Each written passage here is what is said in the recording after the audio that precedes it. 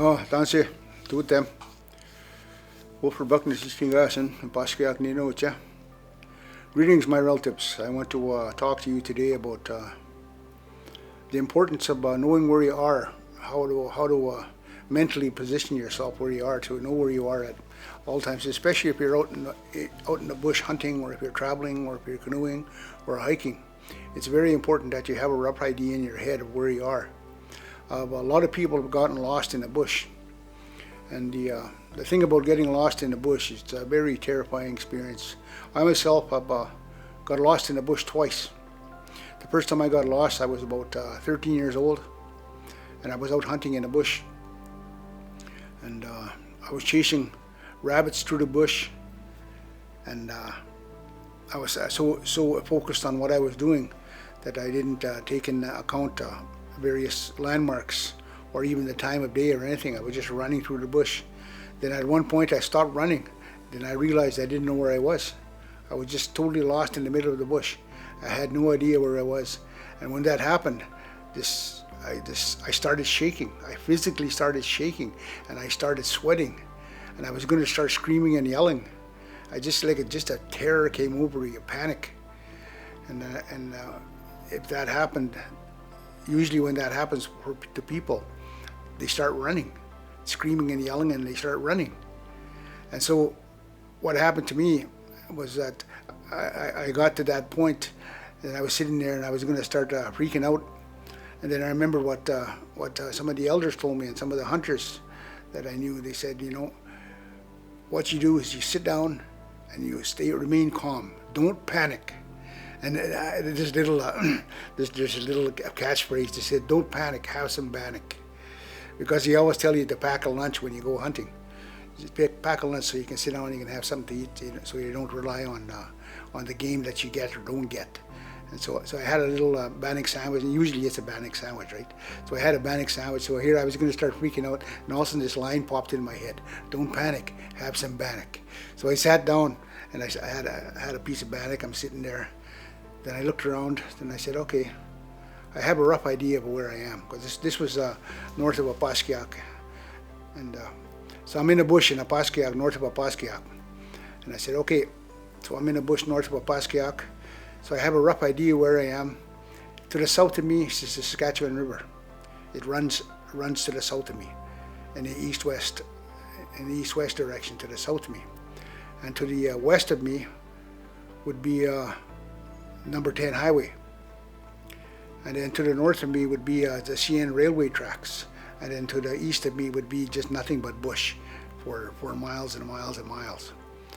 And so I had a rough idea in my head of where I was, and so I looked at the sun, and the sun was shining because it was a bright June day. So the sun was shining, but I couldn't tell where east-west was, even though the sun was up there. So what I did is I took a stick about a foot long, and I poked it in the ground, and I looked at his shadow. Then I took another stick, and right where the end of that shadow of that stick fell, I pounded another stick into the ground. And so that stick was like this, and then the shadow of the stick was down here, and I pounded another stick in the ground. And then I sat there for about 15-20 minutes, and I waited. And when I did that, as I did doing that, I was getting a rough idea where it was. So after that 15 minutes was over, I looked at that stick in the shadow, and it had moved. So it had moved off a bit, so I knew in which direction it was moving. So from there I could find out where west was. And once I found out where west was, I knew where south was, I knew where north was, I knew where east was, I knew where all the other thing was.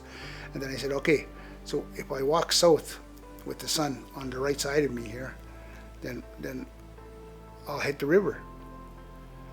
And so I said, okay, that's what I'm going to do. So I didn't know how far the river was, but I knew if I just kept going, I couldn't miss the river because it runs right across Manitoba, where I am. So I took off walking, and I walked, and every once in a while I'd keep the sun on my right, and I'd put a landmark in front of me, and I'd keep walking. And that way I'd keep adjusting myself and going south. And finally I hit that river. And when I hit the river, I knew that Opaskiak was just upstream from where I was. So I just walked up the stream, and sure enough, there was a Opaskiak right there, and there was the bridge and the paw. And that's how I found my way, and that was just through orienteering. So one of the things that you have to do when you're out going some when you're going somewhere, especially if you're going hunting or you're going fishing, is get a rough idea. Look at the map and get a rough idea where you're going, and look and figure out where the landmarks are, where the highways are, where the big lakes are, where the railway tracks are, in your general area, so you have a rough idea of what general area you're at. Because the first thing, like I said, the first thing that people do when they realize they're lost is they panic, and when they panic, a terror comes over you, and you scream and you yell. I had a friend of mine, he got lost in the bush. He went out jogging, and he went out jogging so far, then he decided to sit down by this trail. So he sat down by the trail, and he fell asleep. And when he woke up, it was getting dark, and he didn't know which way he came from. And he started screaming, and he went running in the bush, and he was lost in the bush for 3 days. And they found him screaming in the bush, running through the bush, screaming, all eaten up by bugs and everything. And he was all he was all cut up and from running through the brush, running through the twigs, running through swamps. And he wasn't right in the head after that. They had to send him to a mental facility because his mind was totally gone, and it didn't come back for a long time. And then other stories I heard about people lost in the bush. So that was the very first thing they said is don't panic, have some bannock. So that's where you have some bannock, and then you orientate yourself. In the daytime, of course, you use the sun. And the thing about the sun and about that sky is that the moon chases the sun at certain times of the month, and then at other times the sun chases the moon. When the moon is waxing and waning before a new moon, it's either waxing, and it's waning. Waxing means that it's growing, waning means that it's shrinking. So it's on either side of the sun during the month, depending on the new moon. And so if you look at that moon and look at the sun, then that'll give you an east-west direction also. So right there, you can, if you look at observe the moon and the sun, you know that's an east-west direction.